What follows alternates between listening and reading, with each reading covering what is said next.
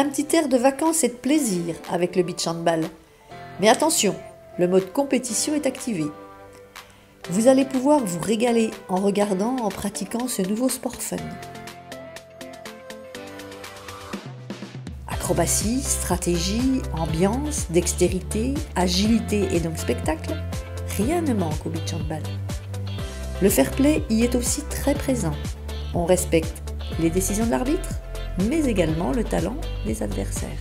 C'est l'Italie qui a initié ce sport.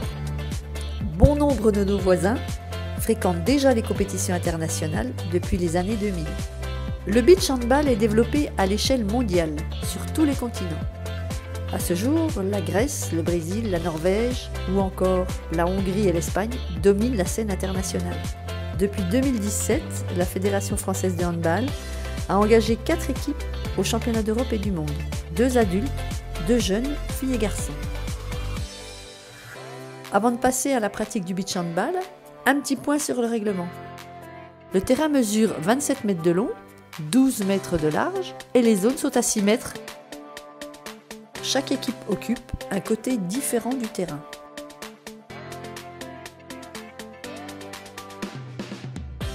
Comme au handball, le but mesure 3 mètres sur 2. Au début de chaque set, l'engagement est réalisé au centre du terrain. En défense, les joueurs sont en infériorité numérique, à 3, accompagnés du gardien.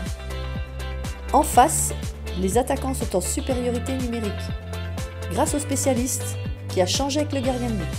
Chaque manche dure 10 minutes, la mi-temps 5 minutes. Pour gagner un match, il faut gagner les 2 sets, quel que soit le score. Si chaque équipe gagne un set, on procède alors au shoot-out. Le principe est simple, le joueur passe le ballon au gardien qui lui renvoie dans la course. Le tireur doit alors essayer de marquer 2 points en utilisant prioritairement le spin shot ou 360. Et voilà ce que ça donne au championnat du monde 2016 à Budapest.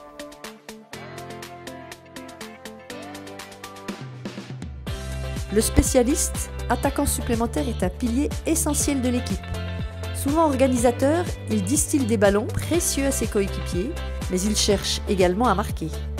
Tous ses buts comptent pour 2 points. Quand l'attaque se termine, il doit sortir très rapidement du terrain pour permettre l'entrée de son gardien de but. Souvent en retard, il doit plonger pour arrêter le premier tir adverse. Dernier rempart, il coopère avec ses défenseurs. Il joue surtout des duels de près. Premier attaquant, s'il marque de sa zone, il ajoute 2 points à son équipe. Par contre, dès que son équipe possède la balle, il sort du terrain et laisse sa place au spécialiste. Le spin shot, c'est un 360 effectué avec le ballon. L'impulsion se fait à 2 pieds pour sauter plus haut et faciliter la rotation. Le tir doit être réalisé avant de retomber. Quand il y a but, l'équipe marque 2 points. Petit point de vigilance cependant. Les arbitres vérifieront que la rotation est complète. L'in-flight, c'est le kung-fu ou le kempa sur sable.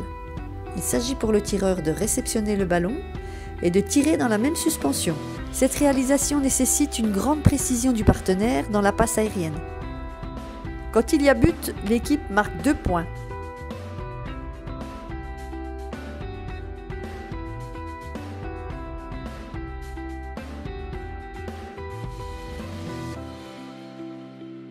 Le bloc est le geste défensif par excellence. Il s'agit en clair d'un contre coordonné avec l'action du gardien de but. Attention, il faut cependant éviter le contact avec le tireur, ce qui entraînerait une sanction. Coup au visage, contact avec le joueur en situation de tir ou comportement antisportif occasionne une sanction. L'arbitre manifeste cette sanction par un cassé du bras.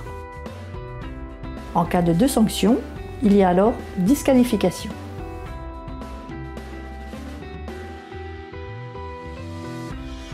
On peut utiliser plusieurs dispositifs défensifs, dont les plus courants sont la défense alignée ou la défense étagée. À noter que dans la même phase de défense, on peut observer ces 2 dispositifs. Gardez cependant à l'esprit que le contact est interdit.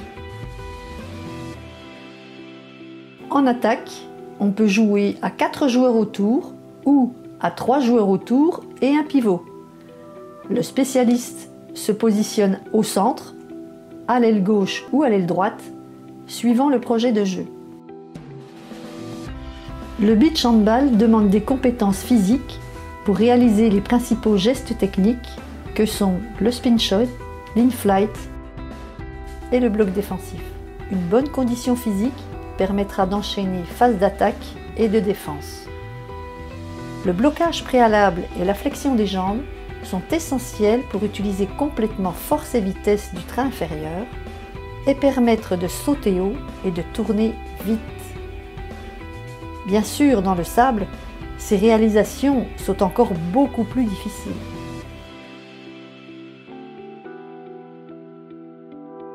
Maintenant que vous vous êtes approprié les règles du jeu, que vous avez pu découvrir les éléments techniques et apprécier l'ambiance fun du beach handball, venez vous éclater sur les terrains ensablés.